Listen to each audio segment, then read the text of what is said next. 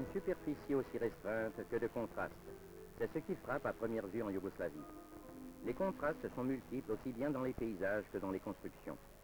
La statistique est une science aride, mais ici les chiffres sont explicites.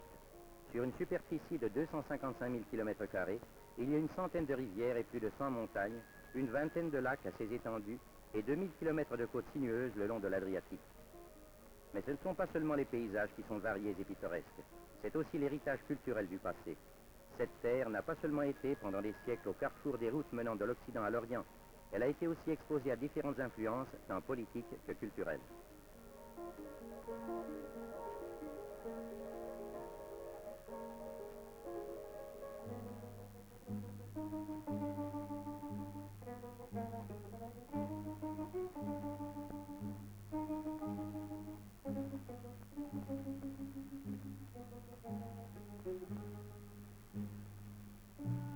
La richesse de notre architecture est légendaire. Nos architectes n'ont pas cédé à l'influence des grandes cultures étrangères.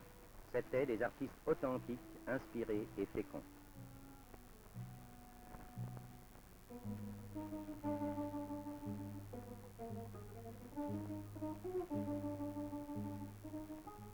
Les maîtres d'œuvre du Moyen-Âge qui construisirent nos églises et nos monastères, et les ingénieurs qui construisent nos centrales hydrauliques, s'espacent dans le temps, mais ils sont proches par la hardiesse de leur conception, leur maîtrise et leur art.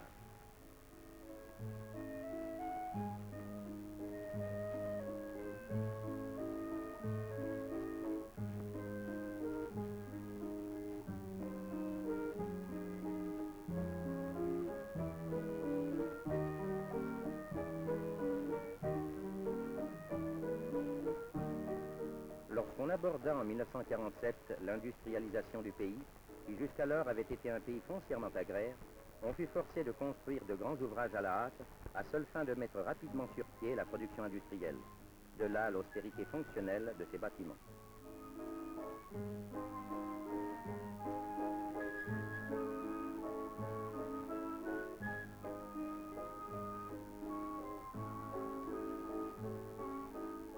Des usines et des centrales hydrauliques ont poussé dans tous les coins du pays.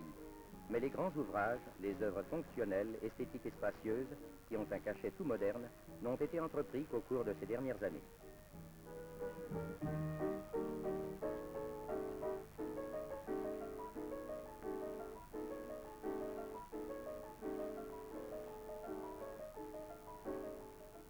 Le parc des expositions de Belgrade est l'un des complexes qui exprime le mieux les dernières tendances de l'architecture yougoslave. La construction hardie et les belles formes des coupoles, les parterres harmonieux qui relient les diverses halles, sont éminemment agréables à la vue.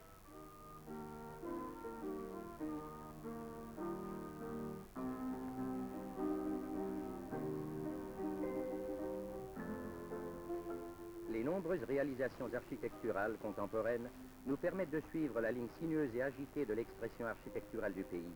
Ligne d'exploration, de tentatives, plus ou moins réussies, avec des montées brusques et des chutes, mais qui accusent un effort méritoire, la tendance à donner libre cours à une expression propre, conforme au climat et aux traditions du pays.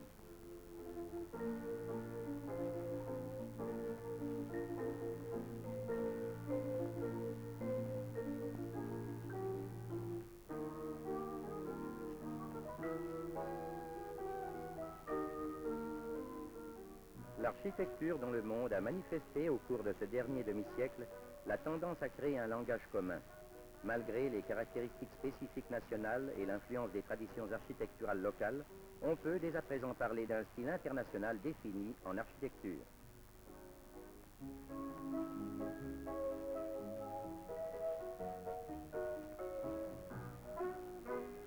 Ce langage international a été adopté aussi par les architectes yougoslaves.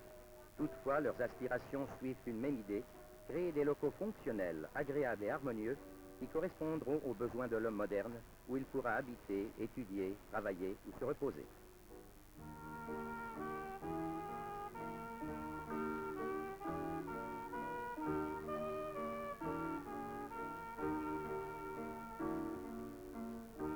Cet immeuble belgradois est intéressant par la hardiesse de ses conceptions fondamentales. Les masses dynamiques et mouvementées des deux côtés de la rue nous donnent un exemple étrange, presque unique, du phénomène plastique. Tout le reste est subordonné à cette idée.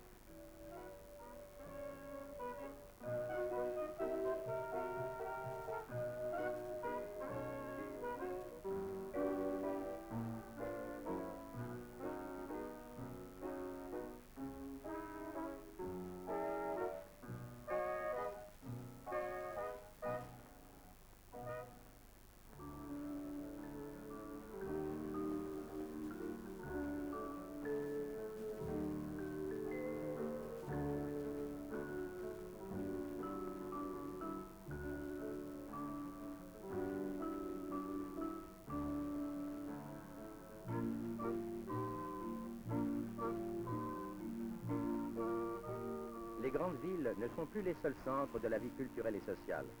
On construit aussi, partout en province, des théâtres, des musées, des cinémas, des centres de culture.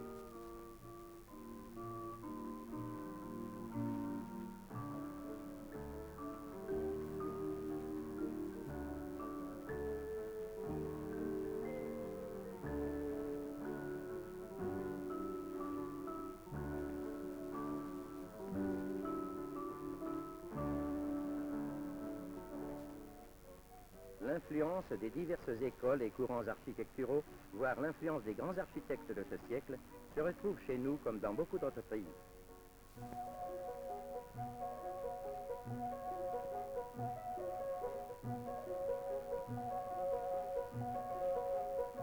Mais en dépit du fait que le style international a fait école en Yougoslavie, nos architectes ne sont généralement pas de simples épigones.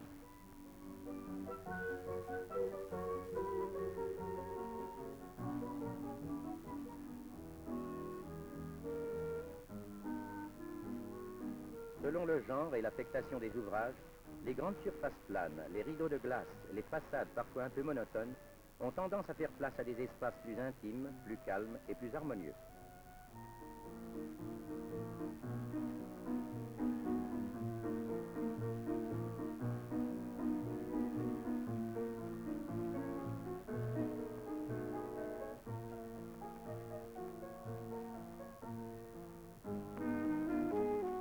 La Yougoslavie est connue pour la beauté de ses sites et l'intérêt historique de ses monuments.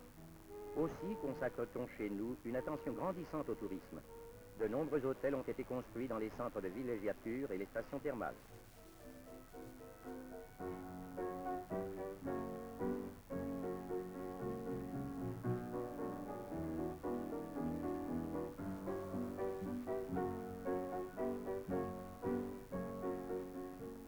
Outre de grands stades pour les championnats et les rencontres internationales, on a construit un peu partout d'autres plus petits pour la récréation et la popularisation de la culture physique.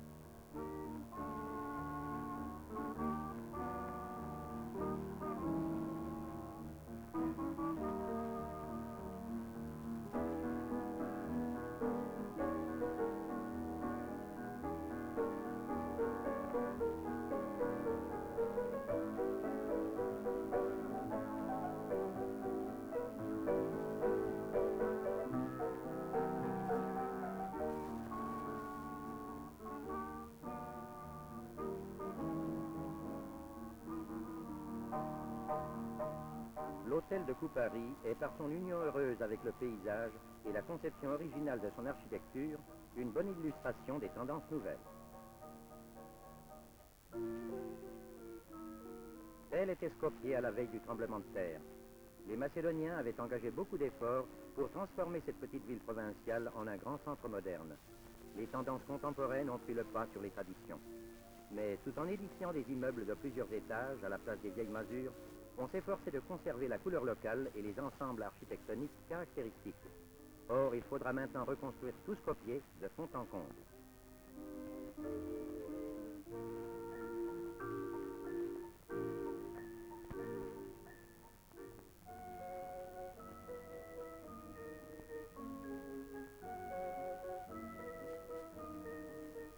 Contrairement à ce qui avait été tenté à Skopje, on a construit à Sarajevo une agglomération moderne aux portes de la ville, Grbavica.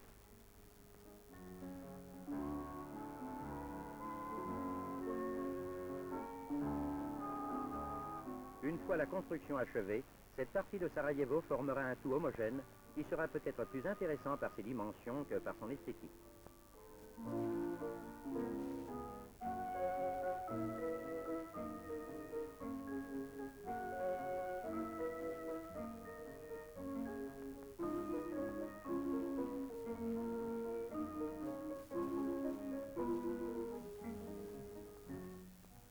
La pittoresque ville de Titovo-Užice se transforme rapidement.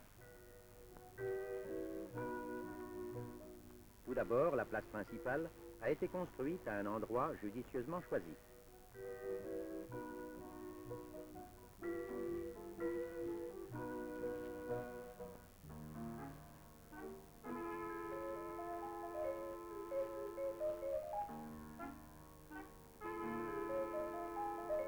Les nouveaux immeubles qui entourent la place comptent parmi les meilleures réalisations de l'architecture yougoslave.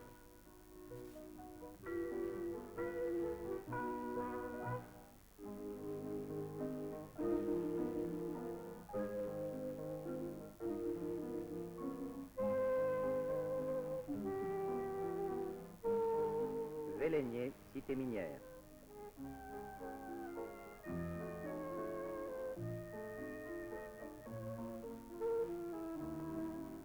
Pas de conflit ici entre l'ancien et le moderne. Cet espace était libre avant 1949.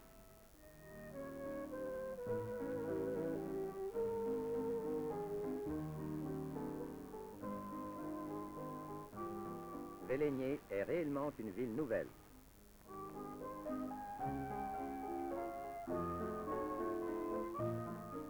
Tous les architectes rêvent d'espaces libres, rêvent de tracer les plans d'une ville complètement neuve. Ceux de Velenje ont pu réaliser ce rêve.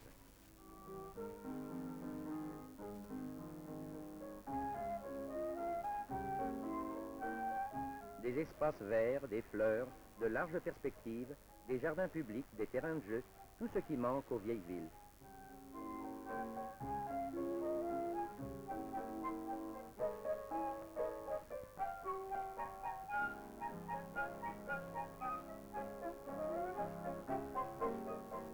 Velenje est une échappée sur l'avenir.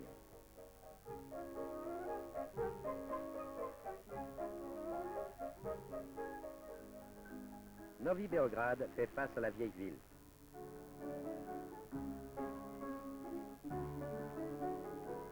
Belgrade a fini par s'étendre des deux côtés de la Save.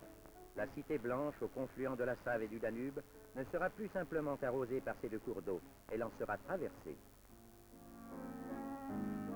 Le terrain marécageux d'antan voit s'élever peu à peu une ville ultramoderne.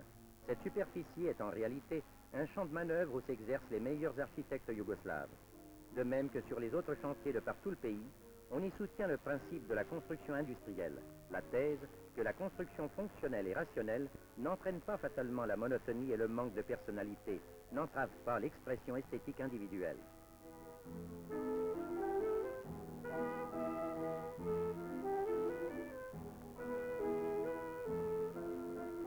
Si la devise de l'architecture moderne est la beauté de l'utile et l'utilité du beau, l'expérience de Novi Beograd peut en servir de preuve. Cette ville, encore en chantier, s'annonce aussi belle que fonctionnelle. Les nouveaux quartiers de Belgrade, de Zagreb, de Sarajevo et d'autres grands ensembles urbains et architectoniques sont peut-être la meilleure reflet des nombreux courants, tendances et tentatives de l'architecture yougoslave moderne.